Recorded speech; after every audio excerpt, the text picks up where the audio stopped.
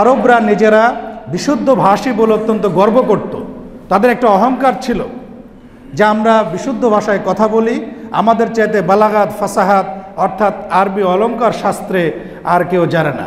তারা আমাদের মতো অর্থাৎ আরবের বাইরে যারা, তাদেরকে আজমি বলতো, অর্থাৎ নির্বাক, আমরা যেন কথা বলতে জানি না। সম্মানিত মুসল্লিবৃন্দ, আজকের খুতবার সংক্ষিপ্ত পরিসরে আমাদের আলোচনার বিষয়বস্তু হলো মানুষের মনের উপরে কোরআনের প্রভাব। এই বিষয়ে কোরআন এবং হাদিস থেকে নাতিদীর্ঘ আলোচনা উপস্থাপনার প্রয়াস পাবে ইনশাআল্লাহ। আমা তৌফিক ইল্লা বিল্লাহ, আলাইহি তাওয়াক্কালতু ওয়া ইলাইহি উনীব। আল্লাহ রাব্বুল আলামিন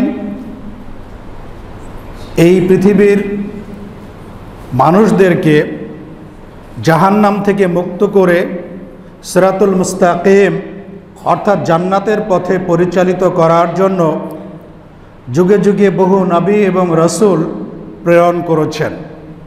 প্রত্যেক নবী এবং রসুলের দাওয়াতের মূল বিষয়বস্তু ছিল একই, ওয়ালাকাদ বাআসনা ফি কুল্লি উম্মাতির রাসূলা আন ইবুদুল্লাহ ওয়াজতানিবুত তাগুত।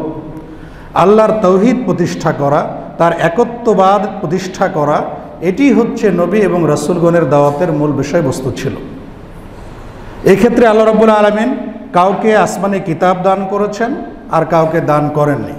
কিন্তু আমরা উম্মতে মুহাম্মাদি সৌভাগ্যবান যে আমাদের কাছে আল্লাহ রাব্বুল আলামিন এমন একজন রসুল প্রেরণ করেছেন যিনি সকল নবী এবং রসুলের উপরে যার মর্যাদা এবং শ্রেষ্ঠত্ব। আলহামদুলিল্লাহ। শুধু তাই নয়, এবং এমন একটি ধর্মগ্রন্থ, একটি জীবন বিধান আমাদেরকে দিয়েছেন যেটি হচ্ছে কোরআন মাজিদ, আল কোরআনুল কারীম। যে কোরআনের মধ্যে আমাদের জীবনের প্রতিটি বিষয়ের সংক্ষিপ্ত আকারে আলোচনা, মূলনীতি আলোচিত হয়েছে এবং হাদিসে তার বিস্তারিত ব্যাখ্যা বিশ্লেষণ এসেছে। এই জন্য আমরা মতের চাইতে অবশ্যই আমরা সৌভাগ্যবান। আল্লাহ রসুল সাল্লাল্লাহু আলাইহি ওয়াসাল্লাম যে কিতাবটি নিয়ে অবতীর্ণ করলেন, যখন রসুল সাল্লাল্লাহু আলাইহি ওয়াসাল্লাম নবুয়ত প্রাপ্ত হলেন এবং তিনি কোরআন তার প্রতি নাজিল হলো, সেই সময়টার কথা যদি আমরা দেখি তাহলে আমরা দেখব ইতিহাসে যে আরবরা নিজেরা বিশুদ্ধ ভাষী বলে অত্যন্ত গর্ব করত। তাদের একটা অহংকার ছিল যে আমরা বিশুদ্ধ ভাষায় কথা বলি, আমাদের চাইতে বালাগাত ফাসাহাত অর্থাৎ আরবি অলঙ্কার শাস্ত্রে আর কেউ জানে না। তারা আমাদের মতো অর্থাৎ আরবের বাইরে যারা, তাদেরকে আজমি বলতো, অর্থাৎ নির্বাক, আমরা যেন কথা বলতে জানি না। আসলে কি আমরা কথা বলতে জানি না? ব্যাপারটা এমনটা নয়। আসলে তারা অত্যন্ত বিশুদ্ধ ভাষী ছিল। তাদের মধ্যে অনেক কবি সাহিত্যিক জন্মগ্রহণ করত। সেই যুগে কবিতার একটা খুব কদর ছিল এবং তারা উচ্চাঙ্গের কবিতা রচনা করত। বলা হয়ে থাকে যে তারা যে শ্রেষ্ঠ কবিতা প্রতিযোগিতার মাধ্যমে যে কবিতাগুলো বিচারকদের রায়ে শ্রেষ্ঠ প্রমাণিত হতো, সেই কবিতাগুলোকে তারা কাবা ঘরে ঝুলিয়ে রাখত বলে ইতিহাসে বর্ণিত আছে। এই জন্য এটাকে বলে সাবা মুআল্লাকা, 7টি ঝুলন্ত গীতিকা। কিন্তু আল্লাহ রাব্বুল আলামিন যখন সে মক্কার এই পথভ্রষ্ট মানুষদেরকে হেদায়েত করার জন্য আল্লাহ রসুলকে প্রেরণ করলেন এবং তার সাথে বালাগাত ফাসাহাতের ঊর্ধ্বে একটা অসম্ভব সুন্দর একটি আল্লাহ রাব্বুল আলামিনের পক্ষ থেকে অবতীর্ণ একটি ফাইনাল জীবন বিধান আমাদের জন্য আল কোরআন অবতীর্ণ করলেন আরবি ভাষায়, তখন কোরআনের ভাষাশৈলী, তার প্রকাশভঙ্গি, তার বালাগাত এবং ফাসাহাতের সামনে সে আরবদের ভাষার গর্ব চূর্ণ বিচূর্ণ হয়ে গেল। তারা আশ্চর্যান্বিত হলো যে আমরা ভাষা নিয়ে এত গর্ববোধ করি, কিন্তু এই কোরআন মাজিদ যে ভাষা এবং অলঙ্কার নিয়ে অবতীর্ণ হয়েছে তার সামনে তো আমাদের কবিতা কোনো কিছুই নয়। তাদের গর্ব এবং অহংকার চূর্ণ বিচূর্ণ হয়ে মাটির সাথে মিশে গেল। কোরআন মাজিদ হচ্ছে এরকম একটি কিতাব। আল্লাহ রাব্বুল আলামিন পবিত্র কোরআন মাজিদের অসংখ্য বৈশিষ্ট্য গুণাগুণ বর্ণনা করেছেন। যেমন আল্লাহ বলছেন, কাদ জাআকুম মিনাল্লাহি নূরুন ওয়া কিতাবুম মুবিন, সূরা মায়েদা 15 নম্বর আয়াত, যে তোমাদের নিকটে আল্লাহর পক্ষ থেকে নূর এবং সুস্পষ্ট কিতাব অবতীর্ণ হয়েছে। কিতাবেরই আরেকটি বৈশিষ্ট্য হচ্ছে নূর, অর্থাৎ স্পষ্ট কিতাব। তাহলে কোরআন মাজিদের মধ্যে যে আলো রয়েছে, যে হেদায়েতের আলোকবর্তিকা রয়েছে, এই হেদায়েতের আলোকবর্তিকা কারো অন্ধকার হৃদয় জগতে যদি প্রবেশ করে তাহলে সেখানে গুমরাহি, পথভ্রষ্টতা, বক্রতা, গোড়ামি এর কোনো কিছুই থাকবে না। সেখানে গুমরাহির অন্ধকারের ভেদ করে আলোক উজ্জ্বল আলোক রশ্মি সেখানে প্রবেশ করবে এবং সে অন্তরটা ইমানের আলোয় আলোকিত হবে। এটি হচ্ছে কোরআন মাজিদের একটি অন্যতম বৈশিষ্ট্য, যেটিকে আল্লাহ নূর করেছেন, এটিকে আলোক বর্তিকা স্বরূপ আমাদের কাছে প্রেরণ করেছেন। আরেকটি আয়াতে আল্লাহ রাব্বুল আলামিন বলছেন সূরা ইউনূস 57 নম্বর আয়াতে, ইয়া আইয়ুহান নাসু ক্বাদ জাআতকুম মাউইযাতুম মির রাব্বিকুম, হে মানুষেরা তোমাদের কাছে এসেছে আল্লাহর পক্ষ থেকে মাউইযা, উপদেশ। আমরা যত উপদেশই বলি, যত কথা বলি, যত কিস্সা কাহিনী বলি না কেন, নিজেদের রচিত মন গড়া যতই কথা বলি না কেন ফাজাইলের নামে, কোরআনের উপরে বড় মাওয়াইজা, ওয়াজ, নসিহত আর অন্য কিছু নেই। কারণ আল্লাহ নিজেই কোরআনকে বলছে মাওয়াইদা, কাদ জাআতকুম মাওয়াইদাতুম মির রাব্বিকুম, তোমাদের রবের পক্ষ থেকে একটি উপদেশ বাণী তোমাদের কাছে এসেছে, অর্থাৎ আল কোরআন। তাহলে এটা কোনো মানুষের পক্ষ থেকে আসেনি, আল্লাহ রাব্বুল আলামিন সেটি ক্লিয়ার করছেন মিন রাব্বিকুম, তোমাদের রবের পক্ষ থেকে। আর কি, ওয়াশিফাউল লিমা ফিস সুদূর ওয়া হুদা ওয়া রাহমাতুল লিল মুমিনিন, এটি হচ্ছে অন্তরের জন্য আরোগ্য এবং হেদায়েত ও রহমত মুমিনদের জন্য। তাহলে কোরআন মাজিদকে এখানে কয়েকটি গুণে আল্লাহ গুণান্বিত করলেন। একটি হচ্ছে কোরআন মাজিদ হচ্ছে উপদেশের গ্রন্থ, আরেকটি হচ্ছে এটি হচ্ছে আরোগ্য এবং এটি হেদায়েত এবং রহমত মুমিনদের জন্য। তাহলে আমরা এই কোরআনের বৈশিষ্ট্যগুলো থেকে যদি উপকৃত হতে চাই, আমরা কোরআনের আলোয় যদি আলোকিত হতে চাই, কোরআনের উপদেশ থেকে যদি উপদেশ গ্রহণ করতে চাই, তাহলে অবশ্যই কোরআনের বিধানের সামনে আমাদেরকে আত্মসমর্পণ করতে হবে, কোরআন অধ্যয়ন করতে হবে, কোরআন তেলাওয়াত করতে হবে। কারণ আল্লাহ এখানে বলছেন ওয়াশিফাউল লিমা ফিস সুদূর, অন্তরের মধ্যে যত রকমের রোগ রয়েছে, মারাজুশ শাহওয়াত অশুবহাত, যত রকমের সন্দেহ সংশয় রয়েছে ইসলামের বিধান নিয়ে, কোরআনের বিধান নিয়ে আমাদের মনের মধ্যে অনেক সময় শয়তান ওয়াসওয়াসা দেয়, আমরা নানা রকম সন্দেহে পড়ি যে এটা কেমন হলো, বিধানটা এটা কেমন হলো, অথচ আল্লাহ রাব্বুল আলামিনের পক্ষ থেকে অবতীর্ণ এবং এর মধ্যে যালিকাল কিতাবু লা রাইবা ফি, এর মধ্যে সন্দেহ সংশয়ের কোনো অবকাশ নেই। তাহলে আমাদের মনের মধ্যে যে শুবহাত, যে সন্দেহ সংশয় সৃষ্টি হয় এবং অশাহওয়াত, এবং আমরা প্রবৃত্তির পূজা করে অনেক কিছু করে ফেলি, অনেক পাপ করে ফেলি, এই যে আমাদের অন্তরের অসুখ, এই অসুখ থেকে কোরআন কিন্তু আমাদেরকে আরোগ্য দান করে। অনেক সময় আমরা ডিপ্রেশনে ভুগি, কোনো কিছুতেই যেন শান্তি পাচ্ছি না, কিন্তু যদি আমরা কোরআনের কাছে গিয়ে আত্মসমর্পণ করি, কোরআনের কাছে যদি আমরা সারেন্ডার হই, কোরআন তেলাওয়াত করি, তাহলে দেখবেন যে আপনার মন যদি খারাপও থাকে, কোরআন যদি আপনি শোনেন অথবা তেলাওয়াত করেন সুমধুর সুরে, তাহলে দেখবেন আপনার অন্তরটা প্রশান্তিতে ভরে যাচ্ছে। এটা ট্রাই করবেন, দেখবেন। আমরা যখন মদিনা ইউনিভার্সিটির ছাত্র ছিলাম, তখন কাবা ঘরে যখন আমরা বাইতুল্লাহ সালাত আদায় করেছি, কারি সুরাইমের যখন কোরআন তেলাওয়াত শুনতাম, তার অসাধারণ চমৎকার তেলাওয়াত, মনে হচ্ছে যে কোরআন মনে হয় এখনই অবতীর্ণ হচ্ছে, এরকম মনে হতো। এখনও যদি কারো ভালো তেলাওয়াত শোনা যায়, তাহলে হৃদয়ের মধ্যে গিয়ে সেটা আঘাত করে না? সেজন্য আমি বলবো যে আমরা যদি মন খারাপ, আমরা তো সবসময় তেলাওয়াত করবো, শুধু মন খারাপ করবো এমনটি নয়, বরং যখন খুব মন খারাপ, কোনো কিছুই ভালো লাগছে না, মনে হচ্ছে জীবনটা নিরর্থক, ব্যর্থ হয়ে গেল, সেই সময় আপনি কোরআন নিয়ে বসে যান, নিজে যদি তেলাওয়াত করতে পারেন তেলাওয়াত করেন, অথবা কারো তেলাওয়াত শুনেন, দেখবেন ইনশাআল্লাহ আপনার প্রতি সাকিনা নাজিল হবে, প্রশান্তি নাজিল হবে এবং আপনার মনের দুঃখ কষ্ট দূরীভূত হয়ে যাবে। আপনি আল্লাহ প্রদত্ত এক প্রশান্তি আপনার মনের ভিতরে নাজিল হবে, যেটা আপনি বুঝতে পারবেন যে ভালো লাগছে। এই বিষয়টা নিয়ে আমি ইনশাআল্লাহ আজকে সংক্ষেপে আলোচনা করার চেষ্টা করব। আল্লাহ রাব্বুল আলামিন বলছেন, আল কোরআনকে আল্লাহ রাব্বুল আলামিন কোরআন মাজিদে একটি বরকতময় কিতাব হিসেবে আখ্যায়িত করেছেন, বলেছেন হাদা কিতাবুন আনজালনাহু মুবারাকুন, আমি এই কিতাব অবতীর্ণ করেছি, এটি একটি বরকতময় কিতাব, ফাত্তাবিউহু, তোমরা এই কিতাবের অনুসরণ করো, আত্তাকু, এবং আল্লাহকে ভয় করো, লাআল্লাকুম তুরহামুন, তাহলে তোমরা আল্লাহর রহমত প্রাপ্ত হবে। সূরা আনাম 155 নম্বর আয়াত।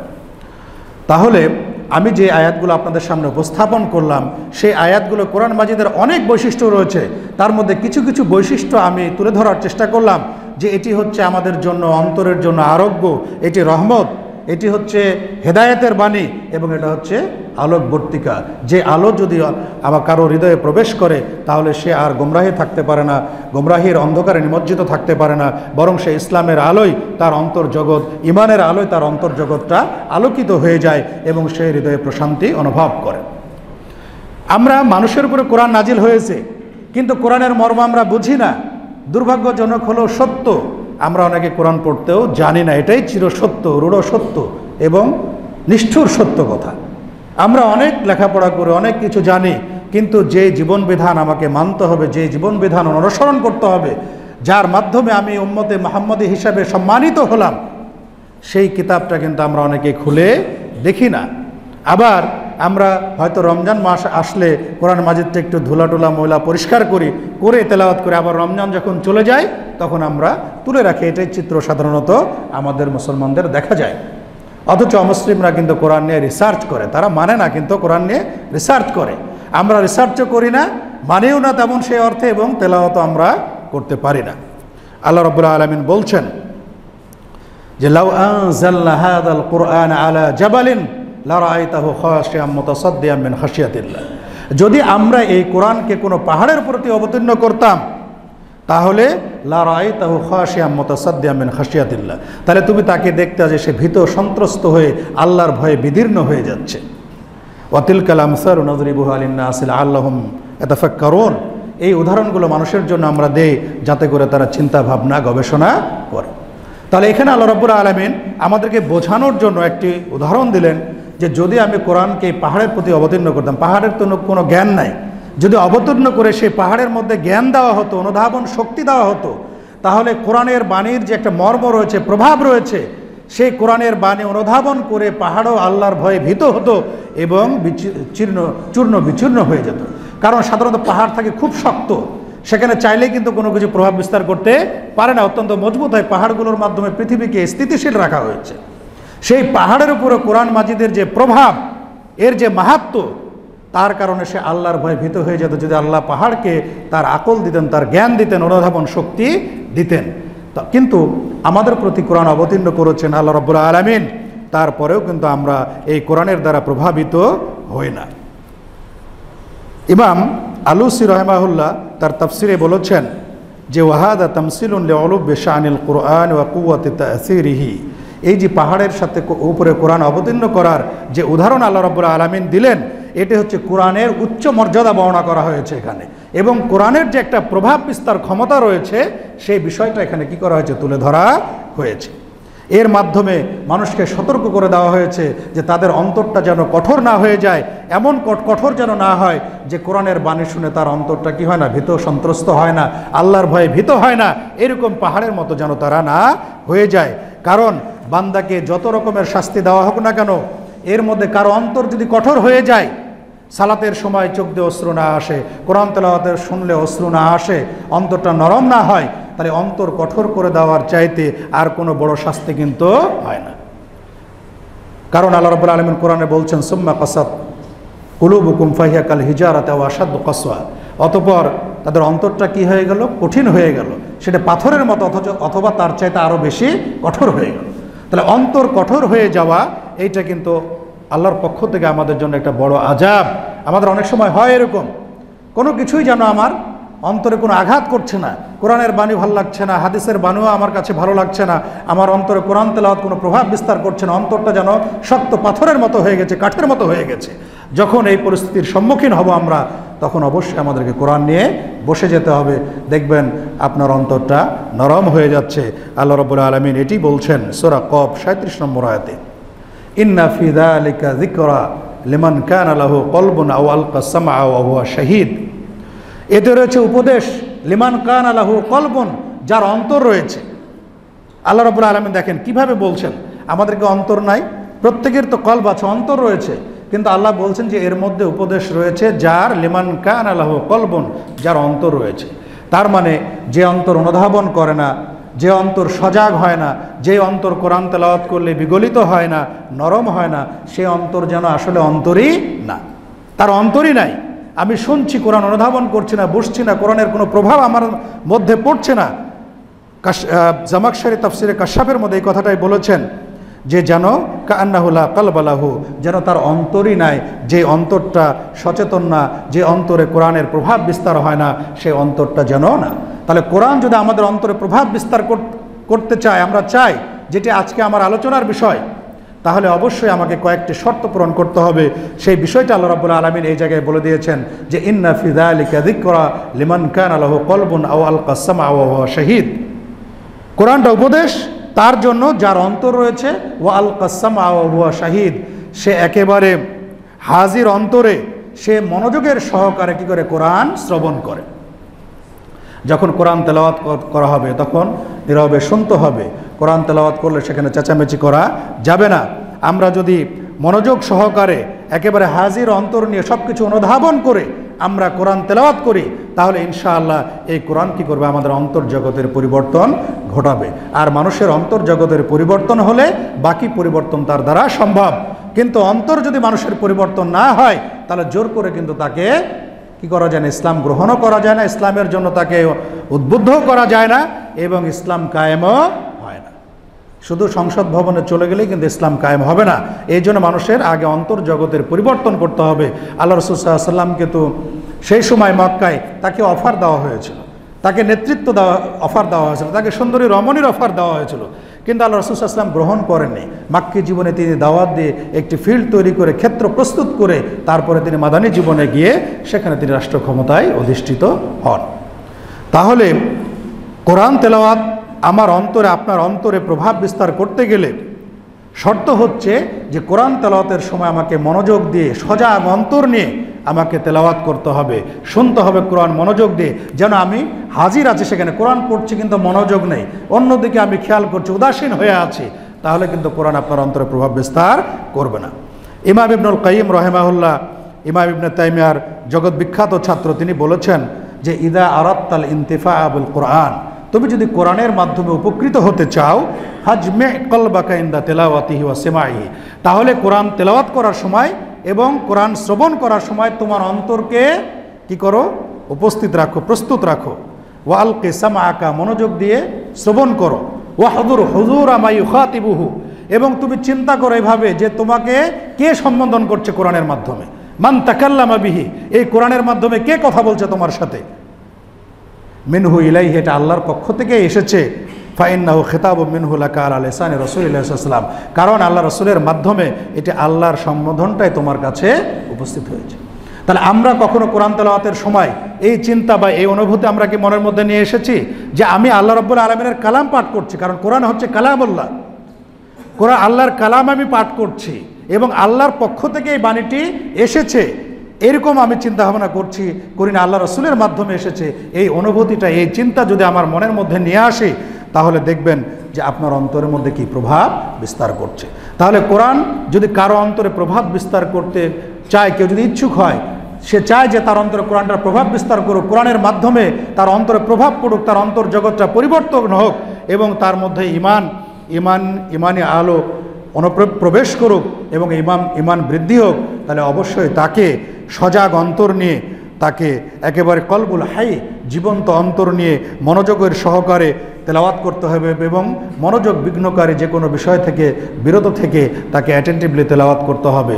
তাহলে ইনশাআল্লাহ দেখবেন যে আপনার অন্তরের খোরাক শিফাউল লিমা ফিস সুদূর, কোরআন মাজিদ আল্লাহ রাব্বুল আলামিন যে বলেছেন যে অন্তরের জন্য আরোগ্য রয়েছে, সেই আরোগ্য আপনি লাভ করবেন। এবং আমি আগেও যেটি বললাম যে মনোযোগ দিয়ে কোরআন তেলাওয়াত করলে অথবা কোরআন তেলাওয়াত শুনলে ভালো কারির, সেটা অন্তরের মধ্যে এক ধরনের আলাদা রকমের প্রভাব সৃষ্টি হয়, যে প্রভাব সৃষ্টি এটার কোনো সাথে তুলনা করা যায় না। সুতরাং আমরা চেষ্টা করব যখন কোরআন তেলাওয়াত করব, কোরআনের দ্বারা আমরা যদি প্রকৃত অর্থে উপকৃত হতে চাই, উপকার লাভ করতে চাই, আমাদের পরিবর্তন করতে চাই, তাহলে অবশ্যই কি করতে হবে, আমাদেরকে কোরআন তেলাওয়াত করতে হবে। এইভাবে একেবারে মনোযোগ সহকারে কোরআন তেলাওয়াত করতে হবে, শ্রবণ করতে হবে এবং মনে করতে হবে যে আল্লাহ রাব্বুল আলামিনের বাণী আমি পাঠ করছি এবং আল্লাহ কথা বলছেন, আল্লাহর সাথে যেন আমি আল্লাহর বাণী পাঠ করে আল্লাহ আমার সাথে কথা বলছেন, এই অনুভূতি যদি আমি জাগ্রত করতে পারি, তাহলে ইনশাআল্লাহ কোরআন আমার জন্য ফলপ্রসূ হবে। দেখুন, যারা কোরআন তেলাওয়াতের সময় যাদের অন্তর ভীত সন্ত্রস্ত হয় না, বিনীত হয় না, যাদের অন্তরে ভয় জাগ্রত হয় না, আল্লাহ রাব্বুল আলামিন তাদেরকে নিন্দা করেছেন এবং তাদেরকে কাফেরদের মতো না হতে নিষেধ করেছেন। সূরা হাদীদ 16 নম্বর আয়াত আল্লাহ বলছেন, আলাম ইয়ানি লিল্লাযীনা আমানু আন তাখশা কুলুবুহুম লিযিকরিল্লাহ ওয়া মা নাযালা মিনাল হক, যারা ঈমানদার তাদের সময় কি হয়নি যে তারা আল্লাহর জিকির এবং তাদের প্রতি যে সত্য বাণী নাজিল করা হয়েছে এর জন্য তাদের অন্তরটা ভীত সন্ত্রস্ত হবে। ওয়ালা ইয়াকুনু কাল্লাযীনা উতুল কিতাব, তারা যেন পূর্ববর্তী কিতাব যারা পেয়েছে তাদের মতো না হয়। ফাতালা আলাইহিল আমাদু, তাদের উপরে দীর্ঘ সময় অতিবাহিত হয়েছিল। ফাকাসাদ কুলুবুহুম, কিন্তু তাদের অন্তর কঠিন হয়ে গিয়েছিল। ওয়া কাসিরুম মিনহুম ফাসিকুন, আর তাদের অধিকাংশই হচ্ছে ফাসিক। তার মানে কোরআন তেলাওয়াতের সময় আমার অন্তর যদি ভীত সন্ত্রস্ত না হয় আল্লাহর জন্য, জাহান্নামের জন্য যদি আমার ভয় আমার অন্তরে জাগ্রত না হয়, তাহলে আমার উদাহরণ হবে ওইরকম কাফের মুশরিকদের মতো, যারা পূর্বে যুগে তাদের উপরে দীর্ঘ সময় ধরে অনেক নবী রাসূল এসেছে, কিন্তু তাদের অন্তর এত শক্ত হয়ে গেছিল যে তারা কোনো কিছুতেই তাদের অন্তর নরম হতো না, তারা কোনো কিছুতে আল্লাহর বাণীর কাছে আত্মসমর্পণ করতো না। তাহলে আমাদের কাফেরদের মতো হলে হবে না। কোরআন তেলাওয়াতের সময় আমাদের মনে খুশু, আল্লাহর ভয় যেন জাগ্রত হয়, সেই বিষয়টা আমাদেরকে অবশ্যই কী করতে হবে, খেয়াল রাখতে হবে। সম্মানিত সুধী মণ্ডলী, কোরআন মাজিদ এমন একটি গ্রন্থ, যে গ্রন্থ আপনি যত পাঠ করবেন তত আপনার ঈমান কি হবে, বৃদ্ধিপ্রাপ্ত হয়। আহলুস সুন্নাত ওয়াল জামাতের ঈমানের সঙ্গে বলেছেন তাসদীকু বিল জানান ওয়াল ইকরার বিল লিসান, যে মুখে স্বীকৃতি, হৃদয়ে বিশ্বাস, ওয়াল আমালু বিল আরকান, কর্মে বাস্তবায়ন, এই তিনটার সমন্বিত নাম হচ্ছে ঈমান। ইয়াজিদু বিত তাআতি ওয়া ইয়ানকুসু বিল মাসিয়া, ঈমানটা আনুগত্যে বৃদ্ধিপ্রাপ্ত হয় এবং পাপের কাজে কমে যায়। আল ঈমান হুয়াল আসলু ওয়াল আমালু হুয়াল ফারা, ঈমানটা হচ্ছে মূল আর আমলটা হচ্ছে তার শাখা প্রশাখা। সুতরাং আমার আপনার আমল যত ভালো হবে, আমার ঈমানটা তত কি হবে, বৃদ্ধিপ্রাপ্ত হবে। আজকে জুমার দিনে আমরা এখানে সালাত আদায় করতে এসেছি, যদি আমি মসজিদে 50 টাকা, 20 টাকা, 100 টাকা, যার যেটা সামর্থ্য আছে আমি দান করি, আপনার কি মনে হয় না আমার ঈমানটা কি হলো, বৃদ্ধিপ্রাপ্ত হলো? আপনি যখন সালাত আদায় করলেন, আপনি নিজেকে জিজ্ঞেস করবেন, দেখবেন ঈমান কি হচ্ছে, মনে হচ্ছে বৃদ্ধিপ্রাপ্ত হচ্ছে। আপনি দান করছেন, একটা ভালো কাজ করছেন, একটা মানুষের কোনো উপকার করছেন, একটি বিপদগ্রস্ত মানুষকে সহযোগিতা করছেন, তার সাহায্যে এগিয়ে যাচ্ছেন, মনে হচ্ছে আপনি নিজেকে প্রশ্ন করলে দেখবেন মনে হচ্ছে আপনার ঈমানটা কি বৃদ্ধি হচ্ছে। তো কোরআন মাজিদ এমন একটি গ্রন্থ, যে গ্রন্থ পাঠের মাধ্যমে সওয়াব তো হবে, প্রত্যেকটি অক্ষরের বিনিময়ে 10টি করে নেকি হবে, এবং আপনার ঈমান কি হবে, প্রতিনিয়ত বৃদ্ধি হবে। কারণ আমরা যখন মসজিদ থেকে বেরিয়ে যাই, বিভিন্ন দুনিয়াবী কাজকর্মে, বিভিন্ন রকমের পরিবেশ পরিস্থিতিতে পড়ে আমাদের কিন্তু প্রতিনিয়ত ঈমান কমতে থাকে। আবার যখন সালাত আদায় করতে আসি, কোরআন তেলাওয়াত করি, তখন কি হয়, আমাদের ঈমানটা বৃদ্ধিপ্রাপ্ত হয়। আল্লাহ রাব্বুল আলামিন এটিই বলছেন, ইন্নামাল মুমিনুনা আল্লাযীনা ইযা যুকিরাল্লাহু ওয়াজিলাত কুলুবুহুম, মুমিন তো তারাই যাদের কাছে আল্লাহর নাম স্মরণ করা হলে ওয়াজিলাত কুলুবুহুম, তাদের অন্তরটা ভীত সন্ত্রস্ত হয়। ওয়া ইযা তুলিয়াত আলাইহিম আয়াতুহু যাদাতহুম ঈমানা, আর যখন তাদের কাছে আল্লাহর আয়াত তেলাওয়াত করা হয়, তাদের ঈমানটা কি হয়, বৃদ্ধি প্রাপ্ত হয়। ওয়া আলা রাব্বিহিম ইয়াতাওয়াক্কালুন, এবং তারা আল্লাহর উপরে কি করে, তাদের রবের উপরে কি ভরসা করে। সূরা আনফাল 2 নম্বর আয়াত। আরেকটি আয়াতে আল্লাহ রাব্বুল আলামিন বলছেন, সূরা জুমার 23 নম্বর আয়াত, আল্লাহু নাযালা আহসানাল হাদিস, আল্লাহ রাব্বুল আলামিন সর্বোত্তম বাণী অবতীর্ণ করেছেন। কোরআন মাজিদে এই আয়াতে কোরআনটাকেও বলা হয়েছে কি, হাদিস বলা হয়েছে। এরকম আরও অনেক জায়গায় আছে, 14 জায়গায় প্রায় কোরআনকে হাদিস বলা হয়েছে। সুতরাং আমরা যে অনেক সময় আমরা বলি আহলুল হাদিস, আহলুল হাদিস মানে হচ্ছে কোরআন এবং হাদিসের, সহিহ হাদিসের অনুসারী। যিনি কোরআন এবং হাদিসকে নিঃশর্তভাবে মেনে নেবেন তিনি হচ্ছেন আহলুল হাদিস। কারণ কোরআনকে হাদিস বলা হয়েছে। আল্লাহু নাজ্জালা আহসানাল হাদিস, আল্লাহ উত্তম বাণী অর্থাৎ হাদিস নাজিল করেছেন। কিতাব মুতাশাবিহা, পরস্পর সাদৃশ্যপূর্ণ কিতাব। মাসানিয়া, যেটি বারবার তেলাওয়াত করা হয়। আমরা প্রত্যেক সালাতে সূরা ফাতিহা পাঠ করি, আর অন্যান্য সূরা পাঠ করি। তাকশাইরু মিনহু জুলুদুল্লাযীনা ইয়াখশাউনা রাব্বাহুম, যারা তাদের রবকে ভয় করে, কোরআন পড়ার সময় তাদের গায়ে যেন কি করে, কাঁটা দিয়ে ওঠে। সুম্মা তালিনু জুলুদুহুম ওয়া কুলুবুহুম লিযিকরিল্লাহ, অতঃপর আল্লাহর জিকিরে তাদের চর্ম, তাদের অন্তর নরম হয়ে যায়। যালিকা হুদাল্লাহি ইয়াহদি বিহি মান ইয়াশা, এই কোরআন হচ্ছে হেদায়েতের আলোকবর্তিকা, এর মাধ্যমে আল্লাহ যাকে চান হেদায়েত দান করেন। তাহলে ঈমান বৃদ্ধির যতগুলো উপায় রয়েছে, সেই উপায়গুলোর মধ্যে অন্যতম একটি উপায় হচ্ছে কোরআন মাজিদ তেলাওয়াত করা, কোরআনকে অনুধাবন করা। কারণ আল্লাহ নিজে বলেছেন, ওয়াইদা তুলিয়াত আলাইহিম আয়াতুহু যাদাতহুম ঈমানা ওয়া আলা রাব্বিহিম ইয়াতাওয়াক্কালুন, যে যখন তাদের সামনে আল্লাহর আয়াত পাঠ করা হয়, তেলাওয়াত করা হয়, তখন তাদের ঈমান কি হয়ে যায়, বৃদ্ধি পেয়ে যায়। সুতরাং প্রিয় ভাই, আমরা আমাদের ঈমানকে প্রতিনিয়ত নবায়ন করতে হবে। কারণ আমরা যখন একটা জামা পরি, সুন্দর জামা পরি, জামাটা কিন্তু আস্তে আস্তে ময়লা হয়ে যায়, পুরাতন হয়ে যায়, সেটা আমরা একসময় ফেলে দিই। আমাদের অন্তরে ঈমানটাও কিন্তু এভাবে পুরাতন হয়ে যায়। ঈমানটাকে বারবার নবায়ন করতে হয়। আর ঈমান নবায়ন করা, তাজদিদুল ঈমান, ঈমানকে নবায়ন করা এবং ঈমান বৃদ্ধি করার যত উপায় রয়েছে, তার মধ্যে অন্যতম একটি উপায় হচ্ছে কোরআন মাজিদ তেলাওয়াত করা, যেটি আল্লাহ রাব্বুল আলামিন আমাদেরকে কোরআন মাজিদে বলে দিয়েছেন। সম্মানিত সুধীমণ্ডলী, আল্লাহ রসুল সাল্লাল্লাহু আলাইহি সাল্লামের উপরে কোরআন মাজিদ অবতীর্ণ হয়েছে। তাকে জিবরিল আলাইহিস সালাম এসে রমজান মাসে কোরআন শোনাতেন, পরস্পর কোরআন শোনাতো, কোরআনের দর্শ চলতো। জিবরিল আলাইহিস সালাম রসুলকে শোনাতেন, রসুল সাল্লাল্লাহু আলাইহি সাল্লাম জিবরিল আলাইহিস সালামকে শোনাতেন। কিন্তু এরপরেও আল্লাহ রসুল সাল্লাল্লাহু আলাইহি সাল্লাম মাঝে মাঝে তার সাহাবীদের কাউকে কাউকে বলতেন, যাদের তেলাওয়াত ভালো সুন্দর, যে তোমরা আমাকে পাঠ করে শোনাও। তারপরে কোরআন অবতীর্ণ হয়েছে তার উপরে। তিনি আল্লাহ রসুল, তিনি কোরআন বিশুদ্ধভাবে তেলাওয়াত করতে পারেন, তারপরেও কেন তিনি সাহাবীদেরকে বলতেন যে আমাকে কোরআন পাঠ করে শোনাও?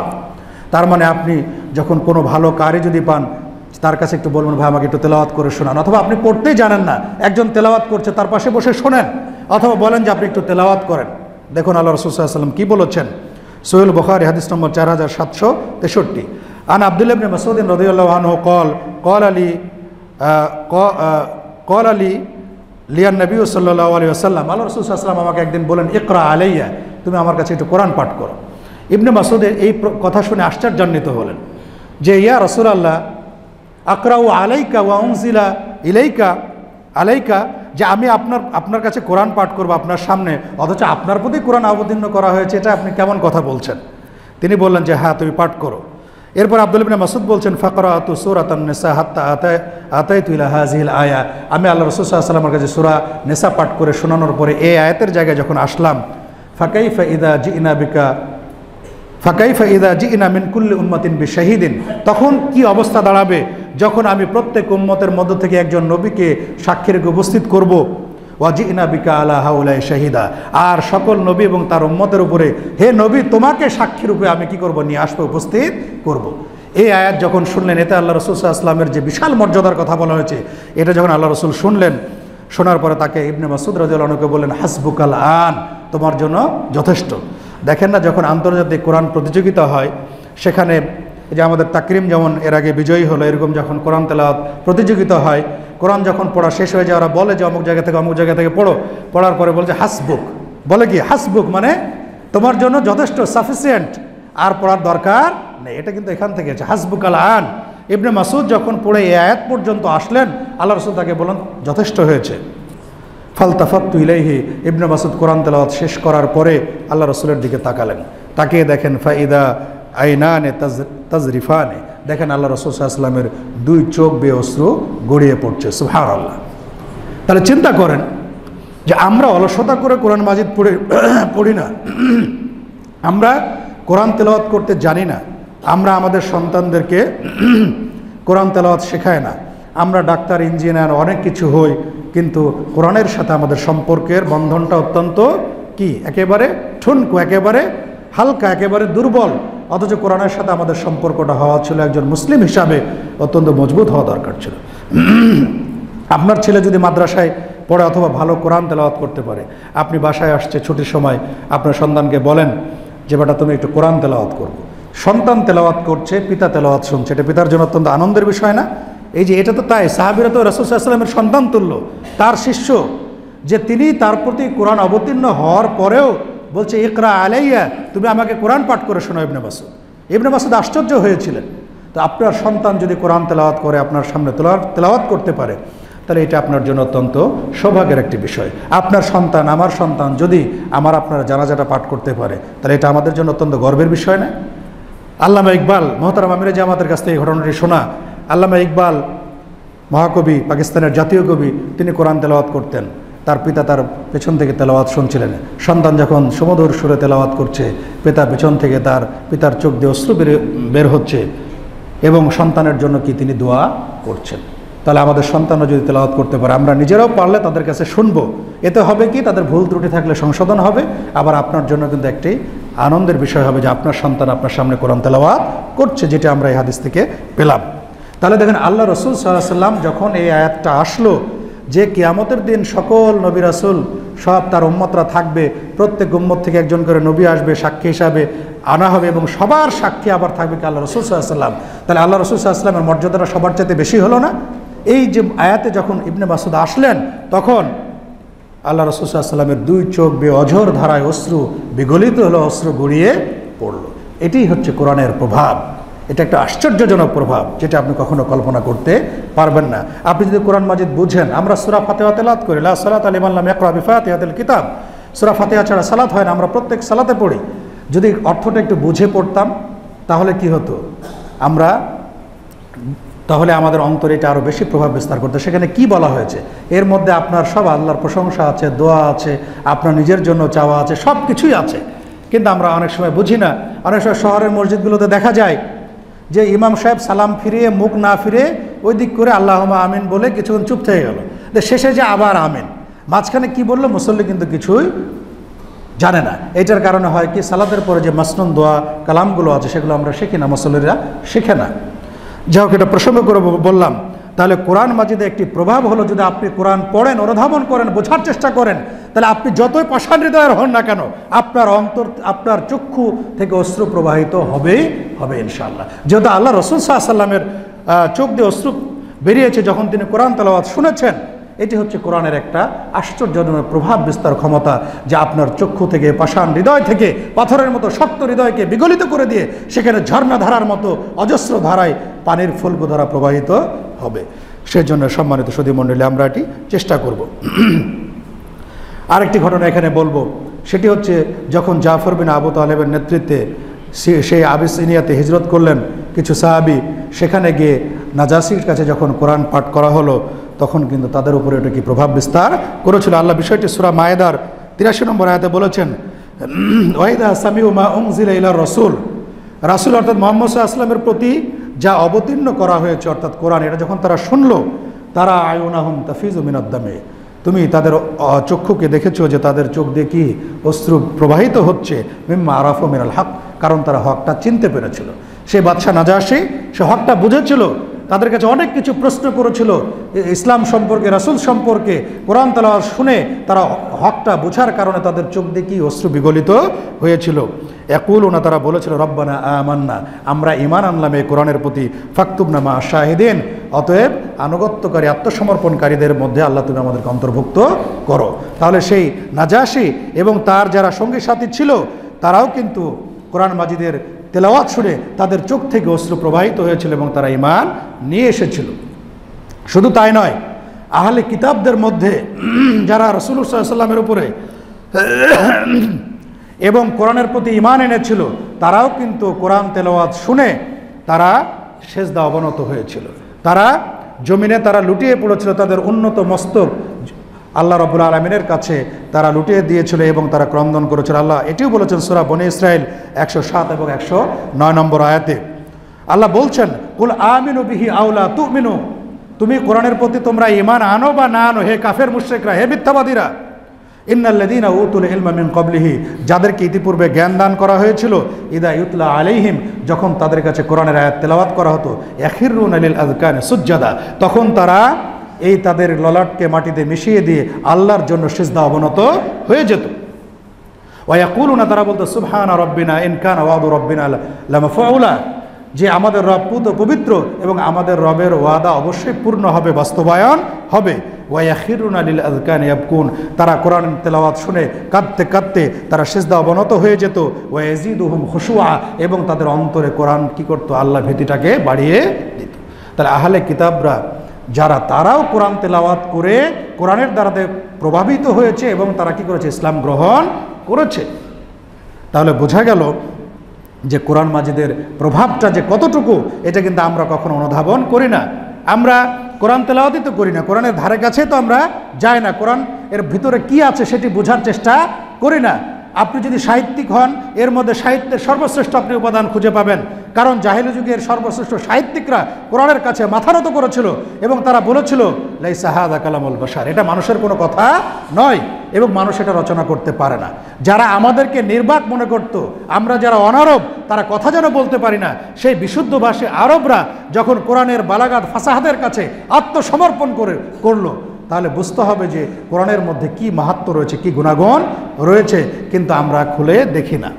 একটা কথা বলে যে প্রদীপের নিচে অন্ধকার, আমরা মুসলমান কিন্তু কোরআনের গুরুত্ব আমাদের কাছে নেই।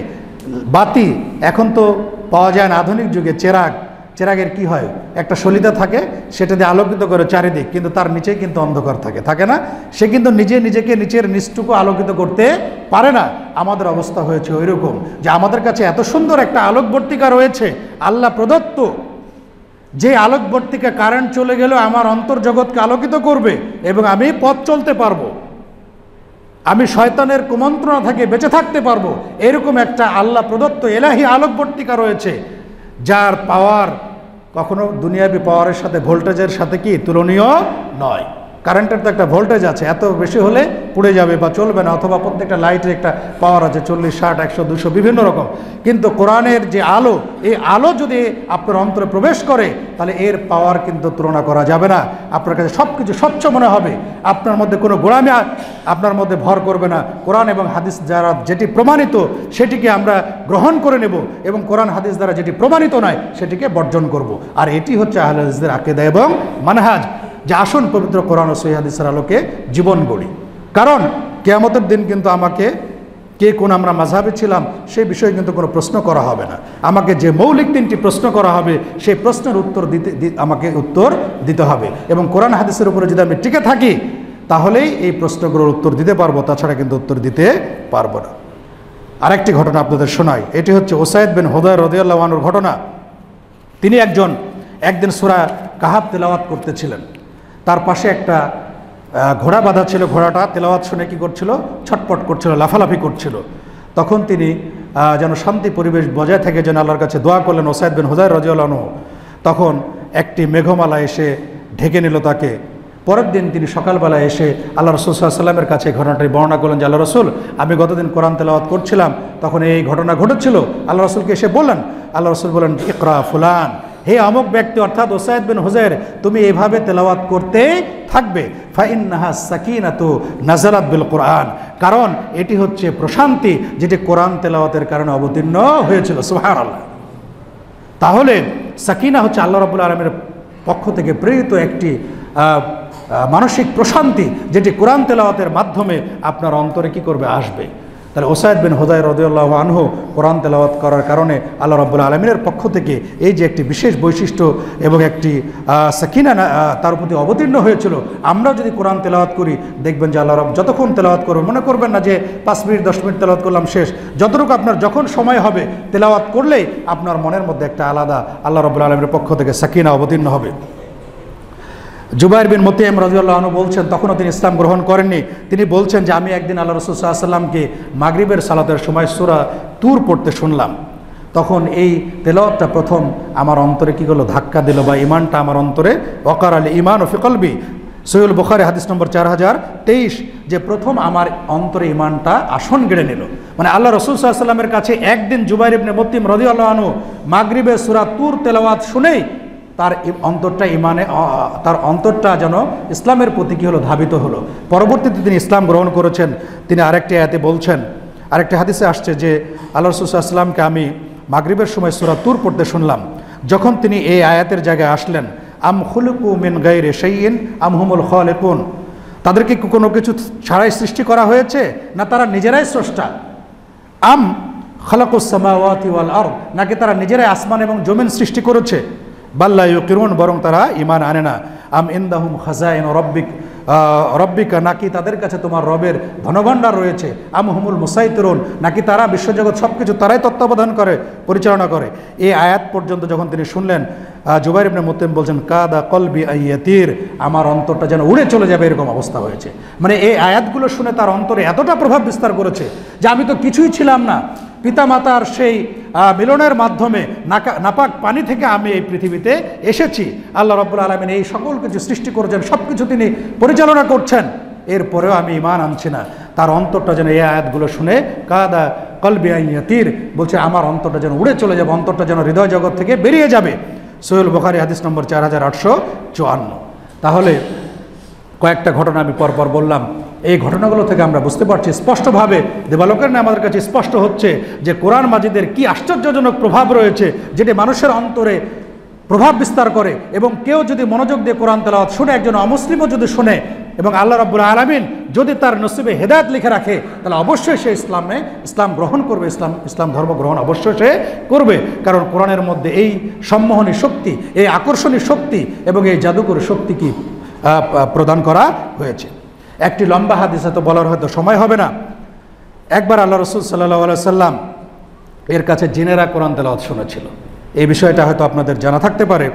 আল্লাহ রসুল সাল্লাল্লাহু আলাইহি ওয়াসাল্লাম ইবনে আব্বাস থেকে বর্ণিত, তিনি বলছেন যে মা করা রাসূলুল্লাহ সাল্লাল্লাহু আলাইহি ওয়াসাল্লাম আল জিন্না ওয়া মা রাআহুম, আল্লাহ রসুল সাল্লাল্লাহু আলাইহি ওয়াসাল্লাম জিনদের সামনে কখনো কোরআন তেলাওয়াত করেননি, তাদেরকে দেখেননি।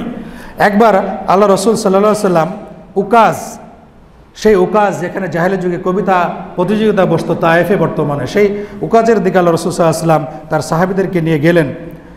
এরপরে বলা হচ্ছে যে তখন শয়তানরা পরস্পর বলাবলি করতে লাগলো, যে আগে শয়তানরা আসমানে কিছু উকি ঝুঁকি দিয়ে কিছু আসমানের খবর শোনার চেষ্টা করত, কিন্তু এরপর থেকে আর তারা পারছে না। আমি সারমর্ম বলছি, হাদিস নম্বর পরে বলে দিচ্ছি। তো তারা তখন শয়তানরা এক জায়গায় একত্রিত হলে এসে বলল যে আসলে কি হয়েছে, আগে তো আমরা আসমানের খবর কিছু লুকোচুরি করে কিছু চুপে চাপে আমরা কিছু শুনতে পারতাম, কিন্তু এখন তো পাচ্ছি না, এমন কি ঘটনা ঘটেছে? তখন তারা বলল যে তোমরা সারা পৃথিবীতে পূর্ব পশ্চিমে সব দিকে ছড়িয়ে পড়ো, দিয়ে দেখো যে কি হয়েছে। নিঃসন্দেহে বিশেষ কোনো একটা ঘটনা ঘটেছে যার কারণে হয়তো এই অবস্থা হচ্ছে যে আমরা আসমানি খবর আর পাচ্ছি না, ঘটনাটা কি?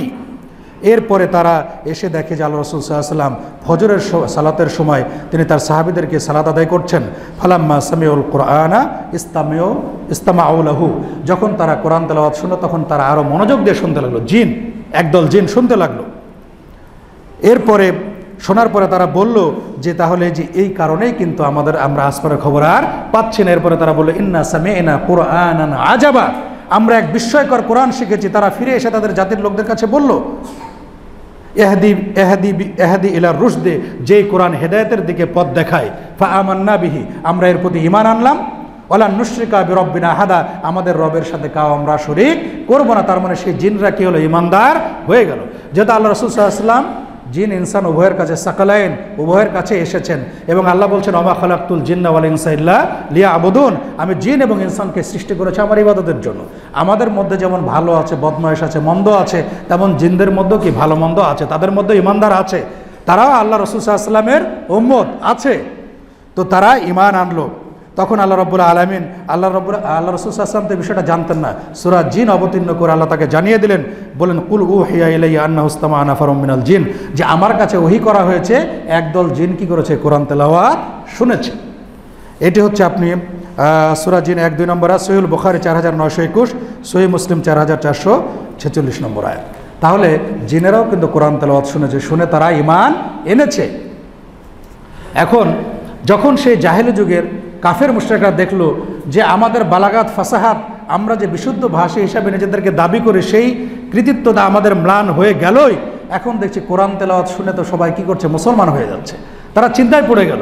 তারা কাফের নেতারা, তারা গোপনে লুকোচুরি করে সিরাতুর রাসূল পড়বেন, এখানে ঘটনাগুলো দেওয়া আছে, তারা গোপনে লুকিয়ে লুকিয়ে লোকের রাতের অন্ধকারে তারা কোরআন তেলাওয়াত শুনতো। পরস্পর আবার দেখা হয়ে যেত, যখন ফিরে যাওয়ার পথে এই তুমি এখানে কী করছো, পরস্পর তুমি কী করছো, মানে একে অপরকে দেখে লজ্জায় পড়ে যেত।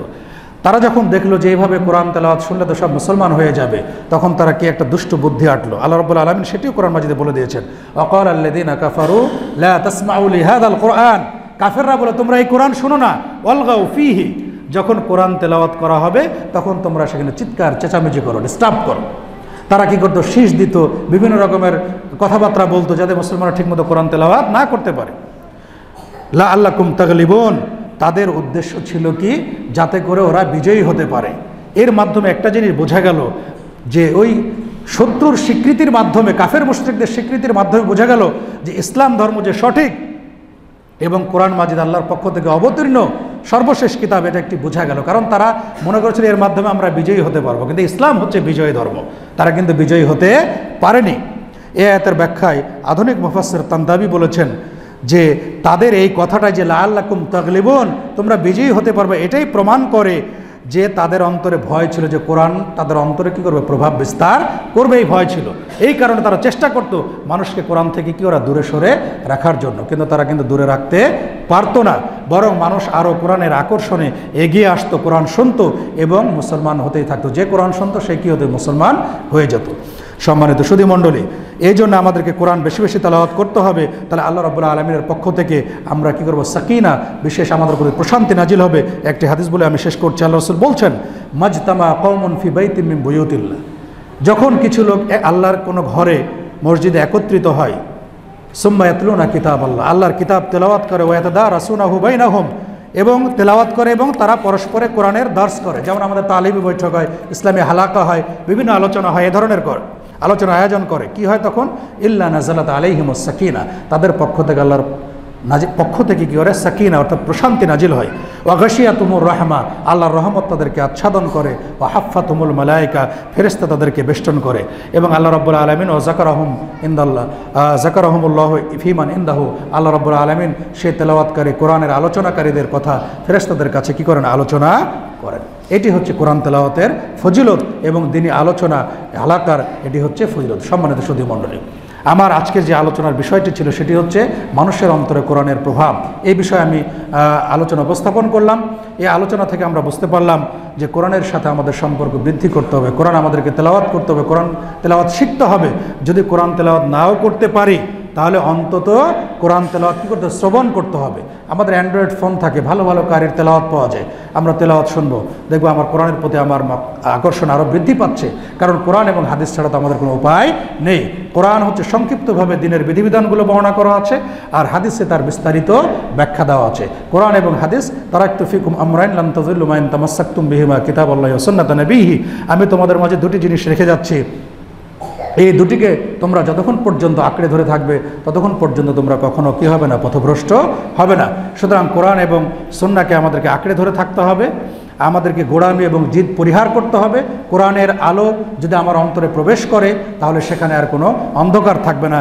হেদায়েতের আলো যেখানে প্রবেশ করে সেখানে রাতের বেলায় কারেন্ট না থাকলেও আপনি অন্ধকারে কিন্তু আপনি পথ চলতে পারবেন। কোরআনের আলোয় আল্লাহ রাব্বুল আলামিন আপনাকে চালিয়ে নেবেন এবং আপনার অন্তর্জগৎকে আলোকিত করবেন। কারণ কোরআনকে নূরুন ওয়া কিতাবুম মুবিন বলা হয়েছে। তাই আমরা চেষ্টা করব, আপনাদের কাছে আবেদন রাখবো যে আমরা কোরআন পড়া শিখি, কোরআন শেখানোর ব্যবস্থা করি মসজিদে, এবং আমাদের সন্তানরা যারা কোরআন তেলাওয়াত করতে পারে তাদের কাছে আমরা কোরআন তেলাওয়াত শুনবো। তাহলে ইনশাল্লাহ এটা আমাদের জন্য কারণ হবে, কোরআনের আলোচনা হবে, তাহলে আল্লাহ রাব্বুল আলামিনের পক্ষ থেকে রহমত এবং সাকিনা নাজিল হবে। আল্লাহ রাব্বুল আলামিন সবাইকে আমাদের কোরআন এবং হাদিসের আলোকে জীবন গঠনের তৌফিক দান করুন। আমিন।